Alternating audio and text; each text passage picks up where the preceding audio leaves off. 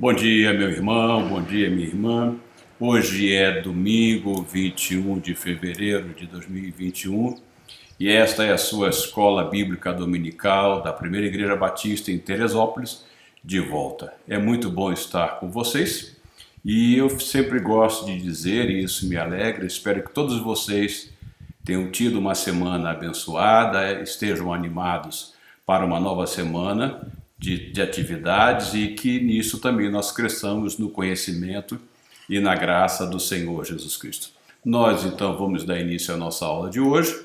Vocês que têm acompanhado nossas aulas sabem que nós estamos estudando a revista Palavra e Vida. O título dessa revista é Recomeçar, um grande desafio. São estudos nos livros de Esdra e Neemias. Nós encerramos domingo passado os nossos estudos do livro de Esdra.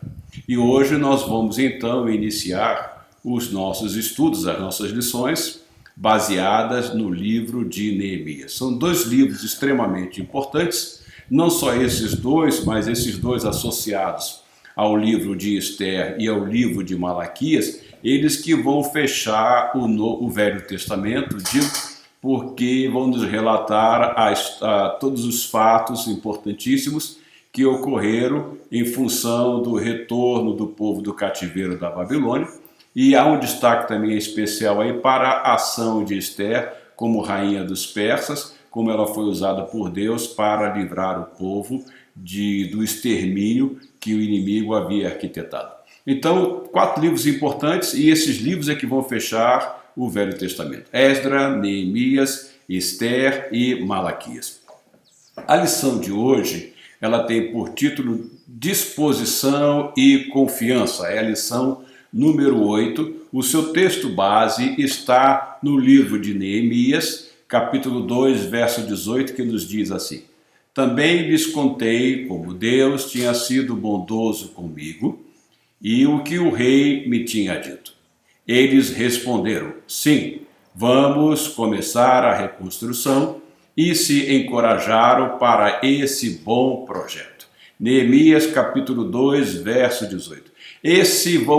Vamos começar a reconstrução e encorajar para esse bom projeto, tem a ver com a reconstrução dos muros de Jerusalém. Você sabe que Nabucodonosor, quando invadiu Judá, destruiu o templo de Jerusalém, destruiu os muros da cidade, deixou a cidade de Jerusalém totalmente arrasada, e depois o povo, sob a liderança de Zorobabel, voltou e reconstruiu o templo, né? É o que nós vamos ver agora no slide seguinte, que nos mostra lá. 70 anos de cativeiro, então, na Babilônia. Este povo retorna a Judá sob a liderança de Zorobabel. A reconstrução do templo, então, se dá sob a liderança de Zorobabel. Eu estou falando algumas coisas aqui, revisando aquilo que nós já falamos nas aulas passadas, para que nós possamos dar continuidade a esse fluxo que nós temos aqui na linha do tempo. Então, Zorobabel retorna, ele vai trazer o primeiro grupo, eles vão lançar lá, eles vão relançar o altar e depois eles vão reconstruir o templo, mas isso não vai ser uma coisa fácil, que vai acontecer assim da noite para o dia. Eles vão enfrentar bastantes oposições, mas eles por fim vão vencer e vão reconstruir o templo. E aí nós vemos que se dá o desenvolver do ministério de Ageu e Zacarias. Bom, há um intervalo de 57 anos entre a primeira leva que retorna para Judá e a segunda leva que retorna para Judá. Nesse intervalo de 57 anos é que vai se dar a história de Esther. Como Esther foi usada por Deus para libertar o povo judeu do extermínio como o inimigo havia perpetrado naquela época. Então se dá nesses 57 anos, dentro desse período de 57 anos, o desenrolar da história de Esther. Bom, passados 57 anos, em 458 vem Esdras liderando o retorno do segundo grupo de exilados. E Esdra vai trazer, como nós vimos na lição de domingo passado, um grande avivamento, um despertar. Esdra, como era um homem dedicado ao estudo da palavra, era um homem que praticava a palavra e era um homem que ensinava a palavra, Esdras vai trazer o povo de volta a um compromisso com a palavra de Deus.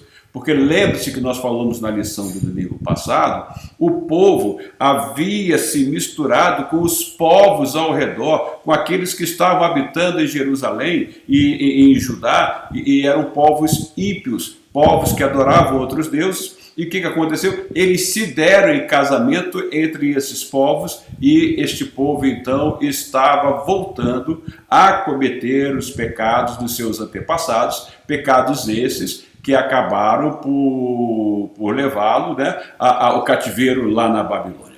Então vem Esdras e vai trazer o povo de retorno à palavra de Deus. Bom, passados 12 anos depois de Esdras, vem então Neemias. Então Neemias ele vem liderando o retorno do terceiro grupo de exilados. E Neemias vai ter um papel muito importante, semelhante a Esdras, porque Neemias também vai ser usado, que é o que nós vamos ver nas lições seguintes. Neemias vai ser usado pelo Senhor para trazer um grande avivamento sobre o povo que havia retornado do cativeiro, sobre os remanescentes que nós temos falado aqui.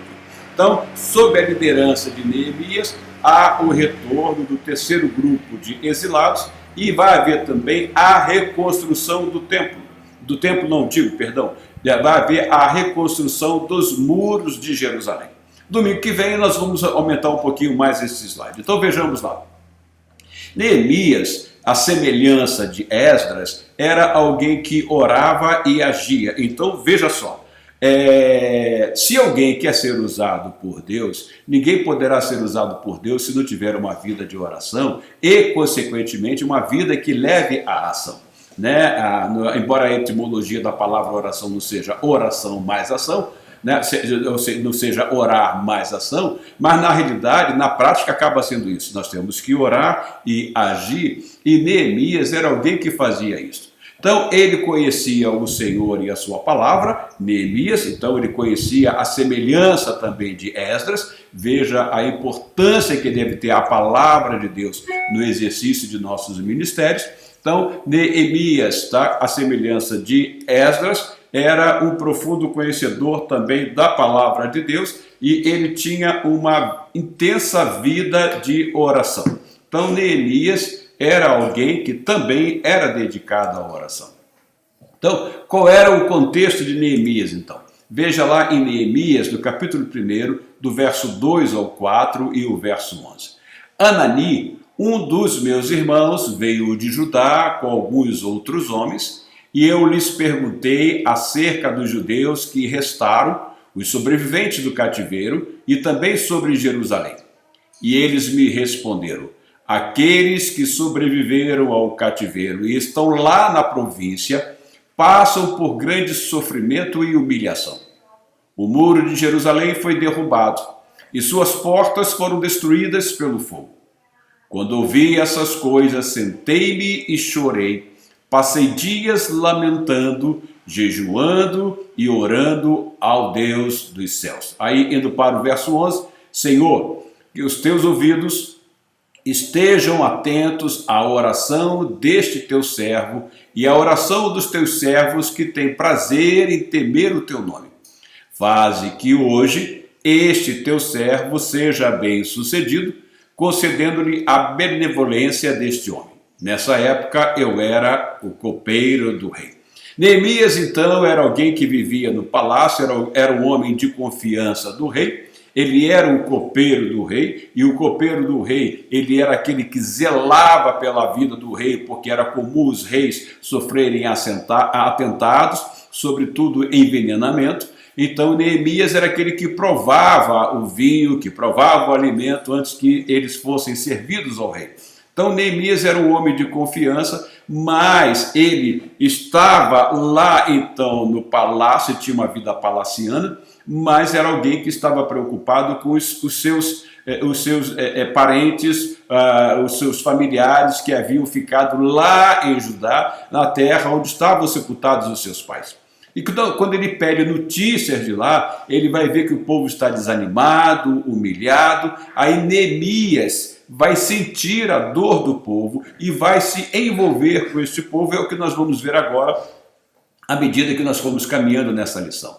Então, Neemias, ao saber da situação do povo, ele sentiu a sua dor e passa a interceder por ele. Ele tem um ministério bastante semelhante, como eu disse, aquele de Esdras, em que Esdras também se colocou no lugar do povo. Esdras, embora não tivesse cometido aqueles mesmos pecados do povo, Esdras sente esse pecado e vai fazer uma oração importantíssima de confissão, de humilhação ao Senhor. E Neemias não vai ser diferente. Neemias sentiu a dor do povo e Neemias vai interceder por este povo. Neemias, capítulo 1, do verso 4 ao 7, nós lemos: Quando ouvi essas coisas, sentei-me e chorei. Passei dias lamentando, jejuando e orando ao Deus dos céus. Então eu disse: Senhor, Deus dos céus, Deus grande e temível, fiel à aliança e misericordioso com os que amam e obedecem aos seus mandamentos. Que os teus ouvidos estejam atentos e os teus olhos estejam abertos para ouvir a oração que o teu servo está fazendo dia e noite diante de ti em favor dos teus servos, o povo de Israel. Confesso os pecados que nós, os israelitas, temos cometido contra ti. Sim, eu e o meu povo temos pecado contra ti. Agimos de forma corrupta e vergonhosa contra ti. Não temos obedecido aos mandamentos, aos decretos e às leis que deste ao teu servo Moisés. Então veja que Neemias chega diante do Senhor com o coração humilde, em oração de confissão, reconhecendo a situação de pecados que o povo estava passando e que o povo houvera cometido, mas ao mesmo tempo, pelo fato de ele ser conhecedor da palavra, de ele saber das promessas que o Senhor tinha dado a Abraão e a sua descendência, ele também vai dizer o seguinte: Deus, fiel à aliança e misericordioso com os que amam e obedecem aos seus mandamentos. Então Neemias vai chamar a sua lembrança, tá? A fidelidade do Senhor com relação à aliança, porque, como temos dito aqui, Deus é Deus de aliança e Deus não quebra a sua aliança. Quem quebra somos nós, quem quebra é o povo, quem quebrou a aliança foi o povo de Israel, quando deixou de ser submisso à palavra de Deus. E Neemias reconhece isso e, num coração humilde, ele se coloca como pecador e, juntamente com o povo, ele se coloca pecador juntamente com o povo e ele vai fazer então uma oração de intercessão, clamando pela misericórdia de Deus. Então, o que Neemias ficou sabendo é que o povo estava sofrendo, o povo estava humilhado, o povo estava desanimado, o povo estava sendo oprimido pelos inimigos. Lembre-se que ao redor havia lá os povos inimigos, formado por aqueles que não foram levados para o cativeiro, mas que haviam se misturado com esses outros povos. E quem mais tem evidência nesse grupo de povos inimigos do povo de Deus são os samaritanos. Então, Neemias, tomando conhecimento de toda essa situação, do sofrimento, da humilhação, do desânimo e da opressão causada pelos inimigos, Neemias então vai orar ao Senhor, vai se colocar diante do Senhor, vai se humilhar, mas, sobretudo, Neemias vai se apresentar como resposta de oração. A resposta, então, da oração de Neemias mudou a situação do povo de Jerusalém. Porque Neemias, ele se coloca para ir resolver a situação do povo. Veja o quanto é importante nós orarmos, mas ao mesmo tempo permitirmos que o Senhor nos use como resposta. Às vezes nós estamos orando para que alguém seja abençoado, para que a situação de alguém mude, quando nós mesmos poderemos ir lá e levar a solução para o problema daquele irmão ou daquela irmã. Ou seja, quando nós mesmos poderemos ser a bênção que aquela pessoa está esperando, quando nós mesmos poderemos ser a resposta de oração que aquela pessoa está esperando. Então, Neemias, ele, por ser um homem temente a Deus e reconhecer a fraqueza humana, ele não confiava na sua capacidade, ele confiava no poder de Deus. E todos nós não somos nada diante do Senhor, nós somos dependentes da graça de Deus, e se o Senhor nos usa, se algo fazemos para o Senhor, é pela misericórdia de Deus e é pelo seu poder que em nós opera. O pastor Hernandes Dias Lopes, que é um pastor presbiteriano, ele diz o seguinte: quando o homem trabalha, mas quando o homem ora, Deus trabalha. Era este o entendimento de Neemias. Neemias não confiava na sua capacidade, mas o que ele fez? Ao tomar conhecimento da situação humilhante que o povo estava vivendo lá em Jerusalém, com os muros arrasados, com a cidade totalmente desprotegida, com a cidade totalmente vulnerável e com a opressão do inimigo, Neemias não vai confiar na sua capacidade. Neemias vai se apresentar diante do Senhor.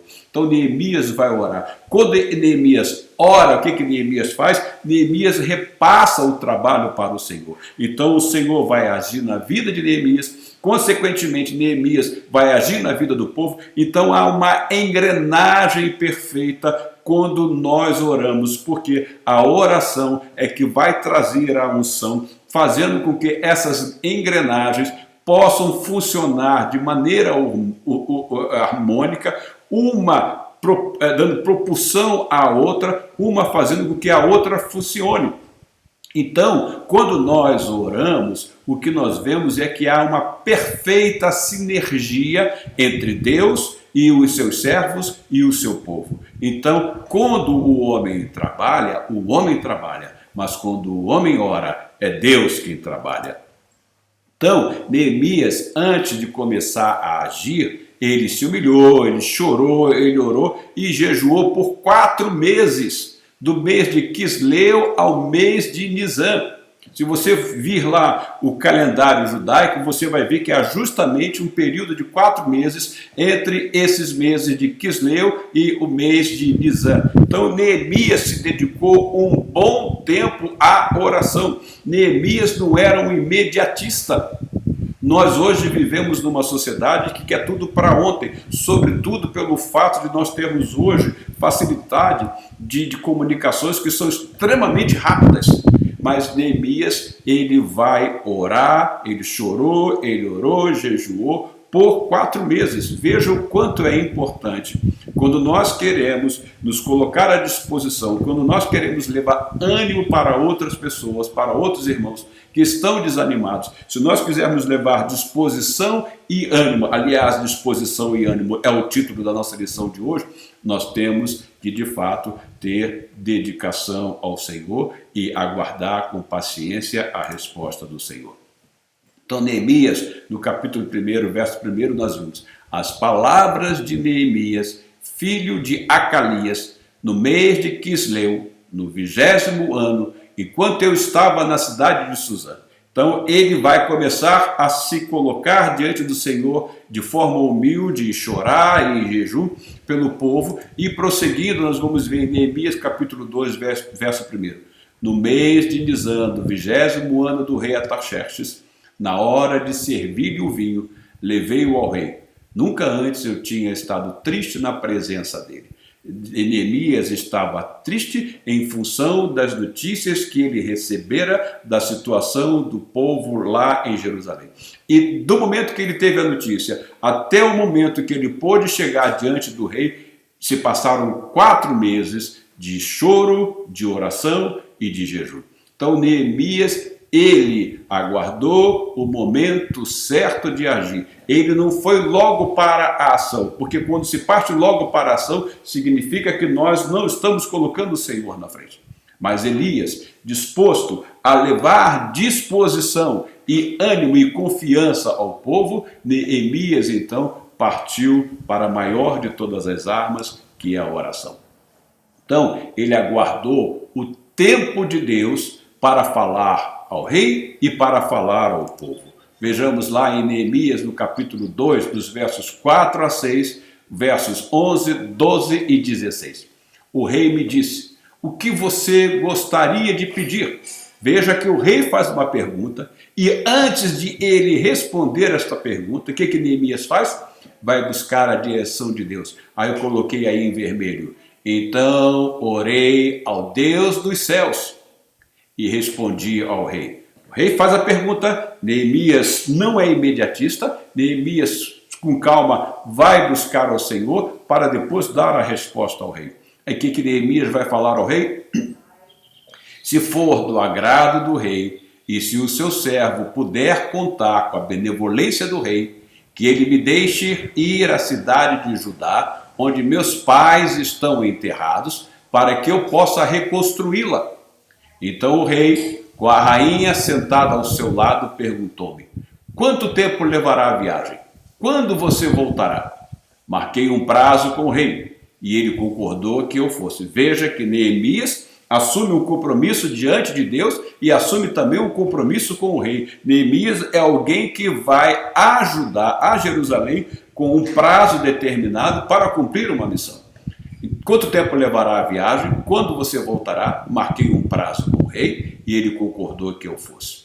Cheguei a Jerusalém e depois de 3 dias de permanência ali, saí de noite com alguns dos meus amigos. Eu não havia contado a ninguém o que o meu Deus havia posto em meu coração que eu fizesse por Jerusalém. Não levava nenhum outro animal além daquele em que eu estava montado. Os oficiais não sabiam aonde eu tinha ido ou o que eu estava fazendo, pois até então eu não tinha dito nada aos judeus, aos sacerdotes, aos nobres, aos oficiais e aos outros que iriam realizar a obra. Veja que Neemias é alguém que age com paciência, realizando cada etapa da sua missão no tempo certo de Deus, na direção de Deus e sob oração. Então, o que estava acontecendo com Jerusalém? O povo que estava habitando lá e o povo que já havia voltado estava conformado com a situação, com a vida em que estava levando. Eles chegaram, restabeleceram o templo sob a liderança de restabeleceram o altar sob a liderança de Zorobabel. Depois, eles lançaram os alicerces do templo para a reconstrução do templo.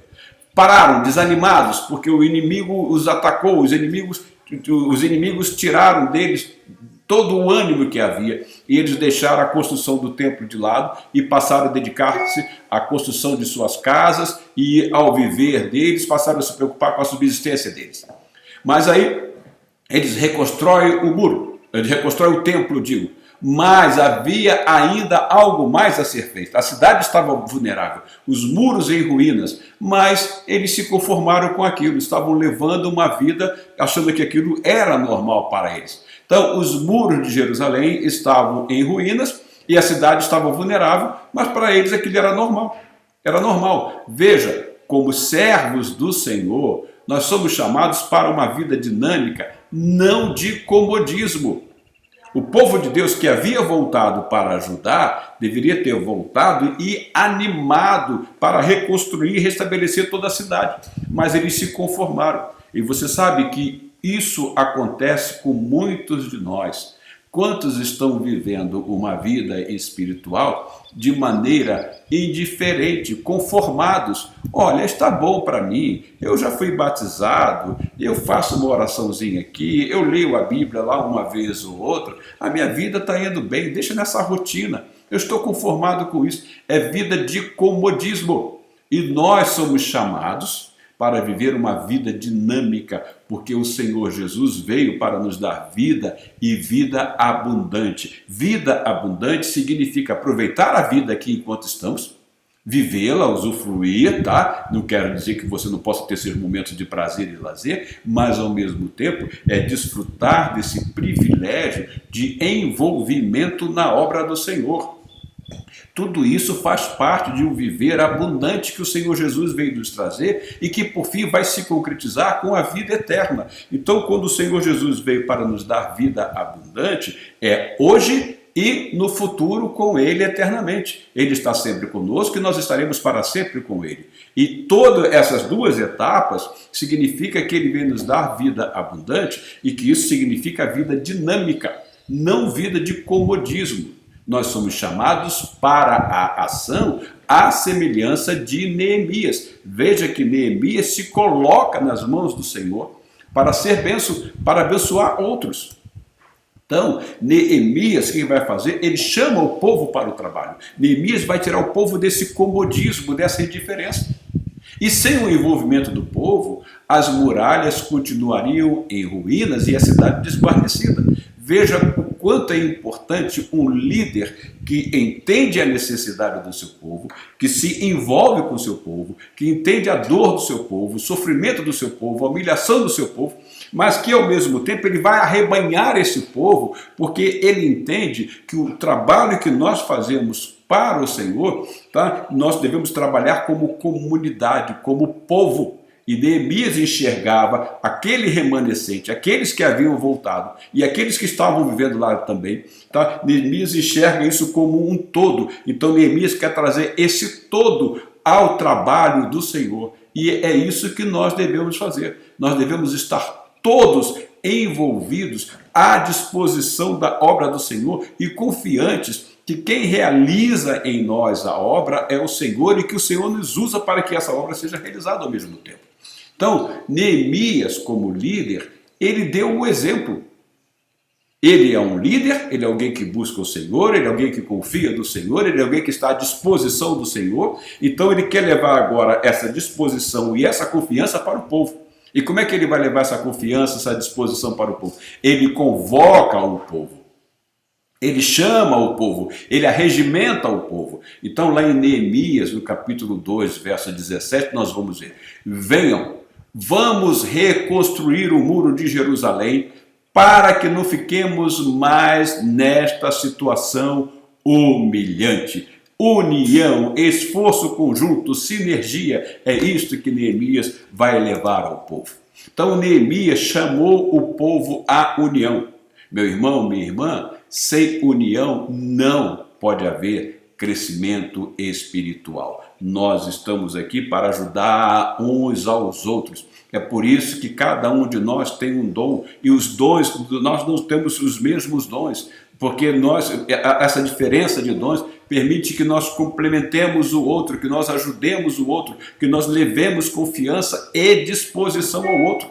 Então, Neemias chama o povo à união, porque sem união não pode haver crescimento espiritual no meio do povo de Deus. E é isto que o apóstolo Pedro vai nos falar na sua primeira carta, no capítulo 2, verso 5. Vocês também estão sendo utilizados como pedras vivas na edificação de uma casa espiritual, para serem sacerdócio santo, oferecendo sacrifícios espirituais aceitáveis a Deus por meio de Jesus Cristo. Vocês estão sendo utilizados como pedras vivas na edificação de uma casa espiritual. Ou seja, nós, como o povo de Deus, estamos sendo usados para edificar a vida um dos outros, para edificar essa casa espiritual, para levantar, para fortalecer as muralhas da nossa vida espiritual, de maneira que não haja brechas, para que o inimigo que está ao redor possa nos humilhar e possa nos atacar. Mas, sendo pedras vivas, nós somos usados para a glória de Deus. Pedras vivas se colocam à disposição da obra do Senhor. Pedras vivas fortalecem a confiança do fraco. Pedras vivas edificam vidas. Jerusalém estava arrasada, os muros em ruínas. E quantas vidas estão arrasadas, quantas vidas estão com seus muros em ruínas, totalmente vulneráveis. E quando falo isso, eu estou me referindo dentro da igreja. Povo de Deus, Neemias está se referindo aqui ao povo de Deus. E com pedras vivas, então, a semelhança de Neemias, nós devemos levar palavras de confiança, de maneira que venha a restabelecer na vida daqueles que estão fracos a disposição de se colocar de volta na presença do Senhor. E enquanto este se coloca à disposição da presença do Senhor, nós vamos ajudá-lo a reconstruir os seus muros, a fortalecer a sua fé, a ficar mais estribado na palavra de Deus, de maneira que o inimigo não possa vencê-lo. Poderá atacar, mas não vencê-lo.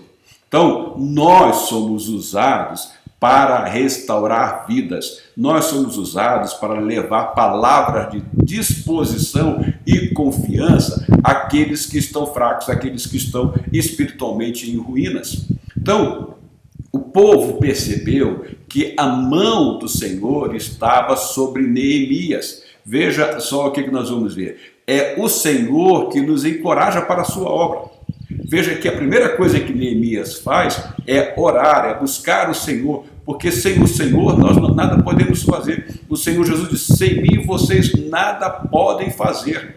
Então Neemias foi buscar o Senhor. E nós também devemos fazer algo semelhante, porque quem nos encoraja para a obra do Senhor é o próprio Senhor. E esse encorajamento vai vir de que maneira? Vai vir por meio da oração, por meio de estar na presença de Deus, por meio de ter contato com a sua palavra. E Neemias, a semelhança de Esdras, conhecia muito bem a palavra do Senhor, e Neemias era um homem de oração, era alguém que jejuava, alguém que buscava o Senhor. E nesse buscar ao Senhor, e nesse contato com a palavra do Senhor, nesse conhecimento com a palavra do Senhor, nessa vida de intimidade com o Senhor, vem como consequência o encorajar para que nós façamos a obra do Senhor. Então Neemias capítulo 2, verso 18 vai nos dizer assim: também lhes contei como Deus tinha sido bondoso comigo e o que o rei me tinha dito. Eles responderam: sim, vamos começar a reconstrução. E se encorajaram para esse bom projeto. Veja agora a resposta de um povo que estava desanimado, a resposta de um povo que estava humilhado, a resposta de um povo que estava triste, conformado. Eles agora respondem a Neemias. Olha o vigor que Neemias traz com as palavras de ânimo que o Senhor lhe deu. Sim, vamos começar a reconstrução. E se encorajaram para esse bom projeto. Então, o povo agora se apresenta disposto, o povo agora se apresenta confiante, mudou totalmente. O povo mudou de perspectiva, o povo mudou, saiu daquele estado letárgico para um estágio de ânimo, para um estágio de disposição, para um estágio de confiança. Então, perceba que antes da reconstrução dos muros de Jerusalém, o povo teve que ter suas vidas reconstruídas no vigor do Senhor. Então veja que o que tinha que fazer com aquele povo primeiro era trabalhar com eles para que suas vidas pudessem ser restauradas, para que depois eles pudessem se dedicar à reconstrução das muralhas de Jerusalém. Veja, o avivamento da igreja, ele se dá com cada vida sendo renovada. Se nós queremos, de fato, um grande avivamento, cada vida tem que ser renovada, cada vida tem que ser restaurada, cada vida tem que ser animada, cada vida tem que se encher de confiança. E tudo isso vai ser possível como? Nós ajudando uns aos outros. Tudo isso vai se dar como? Cada um de nós sendo um Neemias na vida do nosso irmão, na vida da nossa comunidade. Neemias capítulo 2, verso 18, sim, vamos começar a reconstrução. E se encorajaram para esse bom projeto. Que nós hoje possamos falar assim, sim, vamos recomeçar a construção, vamos encorajar o outro, vamos sustentar o outro, vamos partir para esse bom projeto. Neemias, então, ele buscou o Senhor, intercedeu pelo povo, mas, ao mesmo tempo, ele se envolveu e ele encorajou o povo. Veja a importância da visão de vida em comunidade de fé. Neemias não foi fazer o trabalho sozinho. Neemias convoca um povo. E esse povo, então, agora, cada um fazendo a sua parte, vai fazer com que a cidade volte a ter segurança, vai fazer com que a cidade tenha os seus muros e vai fazer com que a cidade agora esteja protegida. Então, veja, isso se dá porque há um sentimento de comunidade, há um sentimento de pertença. E nós, como servos do Senhor Jesus Cristo, nós pertencemos a uma comunidade de fé. Então, nós devemos estar sempre dispostos a fazer com que um esteja encorajando o outro, trazendo ânimo e despertando a confiança no Senhor. 1 Coríntios, capítulo 15, verso 58, o apóstolo Paulo vai dizer: portanto, meus amados irmãos, mantenham-se firmes e que nada os abale. Sejam sempre dedicados à obra do Senhor, pois vocês sabem que no Senhor o trabalho de vocês não será inútil. Veja, quando Paulo fala isso, Paulo está se dirigindo a uma comunidade de fé. Paulo está se dirigindo à igreja de Coríntios. Aí o apóstolo Paulo vai dizer: sejam sempre dedicados à obra do Senhor. Aquele povo não estava com dedicação à obra de reconstrução dos muros de Jerusalém. Mas Neemias vai levar palavras de ânimo. E nós, como igreja do Senhor, devemos sim estar dedicados à obra do Senhor. E essa dedicação vai fazer com que nós façamos com que outros também estejam dedicados à obra do Senhor. Então, encorajados por Neemias, o povo respondeu com prontidão, com presteza. E é isso que nós devemos fazer. Nós devemos sempre responder aos chamados do Senhor com prontidão, com presteza. Então, o povo, com a disposição e a confiança recobradas, pôde enfrentar os inimigos ao redor. Lembre-se que eles estavam abatidos, o inimigo debochava deles, o inimigo os humilhava, o inimigo os assustava, mas quando a confiança, e quando a disposição diante do Senhor, eles se colocaram dispostos diante do Senhor, eles puderam enfrentar o inimigo ao redor. Neemias capítulo 2, verso 10 diz o seguinte: Sanbalate, o horonita, e Tobias, o oficial amonita, ficaram muito irritados quando alguém estava interessado no bem-estar dos israelitas. Esses dois inimigos do povo de Deus, eles ficavam irritados quando viam surgir alguém que viesse animar o povo, que viesse trazer alguma coisa para abençoar o povo de Deus. Você percebe alguma coisa parecida no nosso dia a dia? Veja lá, ainda Neemias capítulo 2, verso 19, quando porém Sanbalate, o horonita, Tobias, o oficial amonita, e Gesem, o árabe, agora surge mais um outro inimigo, 3 inimigos, souberam disso, zombaram de nós, desprezaram-nos e perguntaram: o que é isso que vocês estão fazendo? Estão se rebelando contra o rei? Vejam só, olha, Sanbalate era governador de Samaria.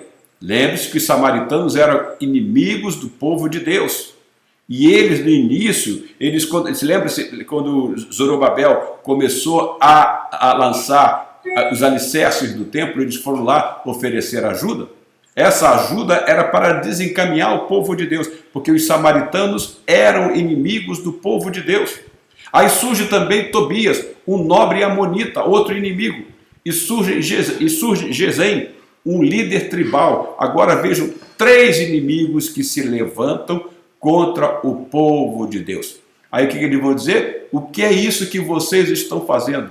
Estão se rebelando contra o rei? Eles queriam apresentar Neemias e todo o povo, eles queriam levar para o rei uma mensagem caluniosa. Eles estavam levantando uma calúnia e queriam levar essa calúnia para o rei, que era o rei Artaxerxes. Olha, este povo está se rebelando contra você, rei.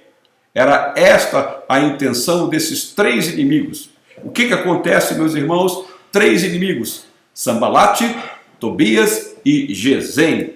Veja lá, eles estavam unidos enquanto o povo estava desunido. O inimigo aproveita todas as brechas, E eles se mantiveram unidos o tempo todo, sempre debochavam do povo de Deus. Mas quando Neemias chega e que eles vão fazer isso, Neemias não vai lhes dar ouvido, Neemias vai colocá-los de lado e Neemias vai levar o povo então à reconstrução.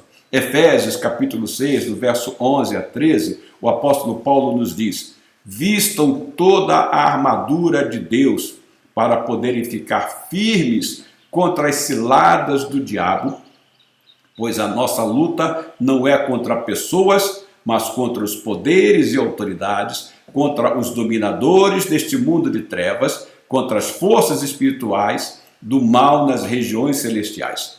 Por isso, vistam toda a armadura de Deus, para que possam resistir no dia mau e permanecer inabaláveis depois de terem feito tudo. Veja só o que o apóstolo Paulo está dizendo: pois a nossa luta não é contra pessoas, mas contra os poderes e autoridades, contra os dominadores deste mundo de trevas. Aqueles três inimigos, Sambalate, Tobias e Gesem, estavam lá a serviço do inimigo de nossas almas. Lembre-se que este povo que esses três inimigos estavam atacando, caluniando, este povo é o remanescente que volta do cativeiro para o cumprimento da aliança que o Senhor houvera feito com Abraão, que por meio de Abraão, todos os povos, por meio da semente de Abraão, todos os povos da terra seriam abençoados. O que é a semente de Abraão? Da descendência de Abraão viria o Messias, que é o Senhor Jesus. Então veja, o inimigo, a ação dele é desde lá do Éden, e desde lá do Éden o seu fim está decretado, mas ele não se dá por vencido, e ele sempre vem atacando o povo de Deus, sempre trazendo desânimo, sempre trazendo prostração, sempre querendo trazer humilhação. Mas quando nós somos animados, quando nós incentivamos uns aos outros, quando nós estamos dispostos e confiantes no Senhor, nós vencemos os ataques malignos, pois quem está conosco é o Senhor, e Ele nos deu ferramentas para isso, Ele nos deu a armadura de Deus. O que é a armadura de Deus? É o poder do Espírito Santo que habita em nós. O que é a armadura de Deus? É a palavra de Deus que nos ensina e que nos dá as armas para que nós possamos lutar. O que é a armadura de Deus? É o poder da oração em nossas vidas. Então vistam toda a armadura de Deus para poderem ficar firmes contra as ciladas do diabo. Não houvesse Neemias se dedicado à oração antes desta tarefa, não houvesse Neemias se revestido da armadura do Senhor para se dirigir ao rei e pedir a ajuda do rei e pedir o tempo para ele ajudar e também chegar diante do povo e mostrar ao povo o que ele queria, Neemias não teria obtido êxito. Mas quando vestimos a armadura de Deus, nós somos mais do que vencedores, porque quem luta por nós é o Senhor Jesus, o Cristo. Então, o inimigo sempre se une contra a obra de Deus, contra a sua igreja. Veja lá que nós temos lá os três inimigos, Sambalate, Tobias e Gesem. Então, o inimigo sempre se une contra a obra de Deus, contra a sua igreja. Olha a diferença, eles estão sempre unidos. E, no entanto, às vezes, na igreja você vai encontrar união. O inimigo nunca está desunido nos seus ataques à igreja. E outra coisa, ele sempre estará desgostoso com o avanço da obra do Senhor. Sempre surgirão Sambalate, sempre surgirão Gesem, sempre surgirão inimigos que vão querer desanimar o povo de Deus no avanço da obra do Senhor. Então o que ele faz? Ele lança a mão de todas as armas. Ao mesmo tempo, Paulo também vai nos dizer, revistam-se de toda a armadura de Deus, porque o inimigo lança a mão de todas as armas. Então o Senhor nos recomenda, lancem mão de toda a armadura de Deus. Palavra, oração, dedicação na obra, revistam-se do Espírito de Deus. Então, meu irmão, Neemias capítulo 2, verso 19, o que é isso que vocês estão fazendo? Estão se rebelando contra o rei? Olha como ele lança a mão de todas as armas, e uma das armas que esses inimigos vão lançar a mão agora é a calúnia. Eles queriam mostrar ao rei que o povo estava se rebelando contra o rei, levando ameaça ao rei, querendo ficar independente do rei. Porque o povo, embora tivesse autorização para voltar a ajudar, para reconstruir o templo, para reconstruir as muralhas, este povo ainda não estava liberto do poderio do reino persa. Este povo estava ainda sob o domínio persa. Este povo tinha apenas autorização para ir lá e reconstruir o muro, reconstruir o templo e restaurar a vida espiritual e o louvor a Deus lá em Judá, lá em Jerusalém. Então, o que é isso que vocês estão fazendo? estão se rebelando contra o rei?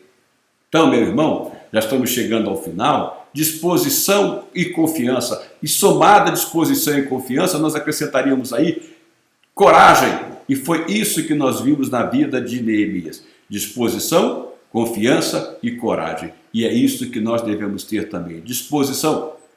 Estar dispostos, prontos para a obra do Senhor. Confiança na sua palavra e nas suas promessas. Eu estarei com vocês todos os dias até a consumação dos séculos. E coragem. Quem nos encoraja é o Senhor. Eleva os meus olhos para o monte, de onde me virá o socorro. O meu socorro não vem do monte, o meu socorro vem do Senhor, que fez os céus e a terra. Então, Neemias, no capítulo 2, verso 20, vai nos dizer: e eu lhes respondi, o Deus dos céus fará que sejamos bem-sucedidos. Nós, os seus servos, começaremos a reconstrução, mas no que lhes diz respeito, vocês não têm parte nem direito legal sobre Jerusalém, e em sua história não há nada de memorável que favoreça a vocês.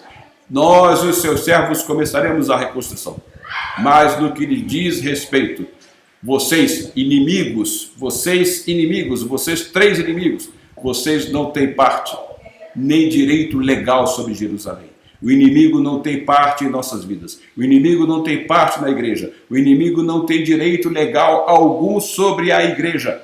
Mas o Deus dos céus é que faz com que nós sejamos bem-sucedidos. Quando nós estamos dispostos, quando nós estamos com confiança e quando nós estamos corajosos diante do Senhor. E para obter disposição, confiança e coragem, só podemos obtê-los se nós estivermos, só podemos obtê-las, aliás, se nós estivermos à semelhança de Neemias, em oração, em jejum, em disposição diante do Senhor para realizar a sua obra e para animar outros. Portanto, encerrando, meus irmãos, eu quero lhes deixar aqui o que Neemias fez. Neemias repassou confiança ao povo e este lhe respondeu com disposição. Então, hoje somos igreja e, como tal, somos chamados a nos colocarmos à disposição da obra do Senhor, de maneira a encorajar e a restabelecer a confiança daqueles que estão conformados com a vida espiritual, daqueles que, à semelhança do povo lá de Judá, eles estavam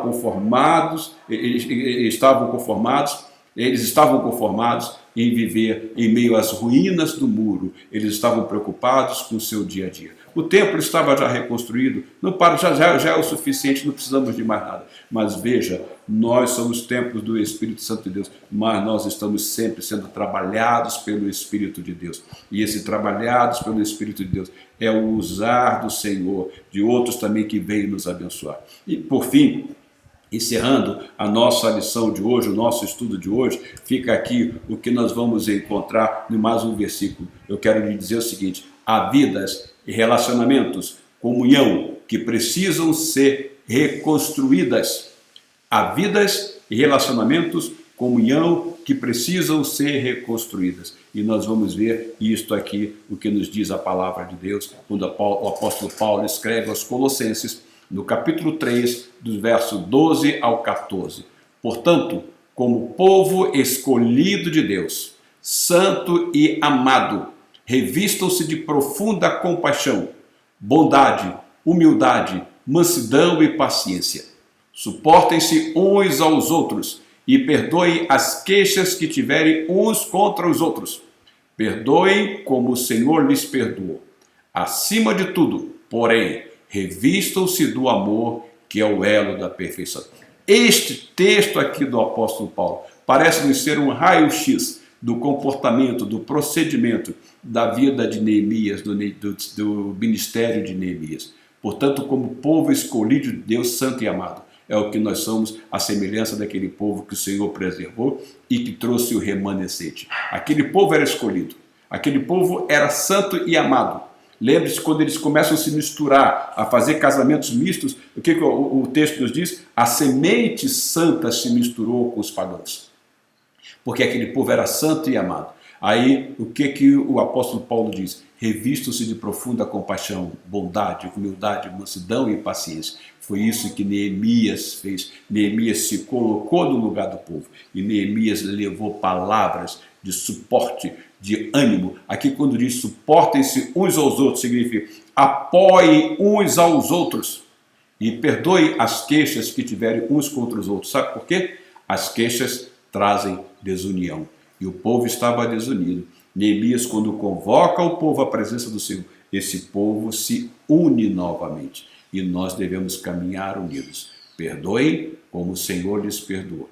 Acima de tudo, porém, revista-se do amor, que é o elo perfeito. Colossenses, capítulo 3, verso 12. Essas são as nossas palavras, meus irmãos. Meditem naquilo que nós falamos hoje e meditem, sobretudo, nesse último texto bíblico que aí está em Colossenses, capítulo 3, do verso 12 a 14. Tenham todos uma semana muito abençoada na presença do Senhor, uma semana de disposição, uma semana de confiança, uma semana de encorajamento e sejamos bênçãos na vida um dos outros, porque é para isso que nós somos chamados, porque nós vivemos numa comunidade de fé e a semelhança do povo de Judá, nós devemos todos trabalhar juntos para a glória do Senhor e para fortalecimento, para que os muros da nossa vida espiritual estejam fortalecidos e para que não haja brechas, para que o inimigo não venha nos atacar. E para evitar o ataque dos inimigos, necessitamos do revestimento de toda a armadura de Deus. Meu irmão, minha irmã, tenham todos uma semana muito abençoada. Fiquem todos na graça e na paz do nosso Senhor Jesus Cristo e domingo que vem, permitindo o Senhor, estaremos todos aqui de volta para mais uma lição ainda baseada no livro de Neemias. Até lá então, um grande abraço a todos e que o Senhor os abençoe a todos. Fiquem na paz do Senhor. Amém.